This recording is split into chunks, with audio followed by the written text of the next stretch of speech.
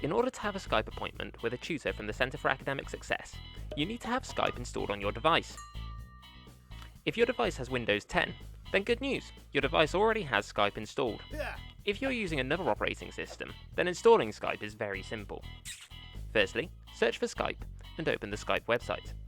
Then, click Downloads and choose your operating system from the drop-down menu. Once you've done this, your browser will either download the Skype installer automatically or ask you whether you want to run or save the file.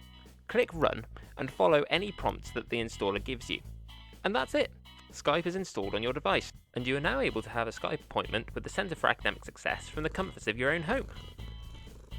With the Centre for Academic Success, help is just a click away.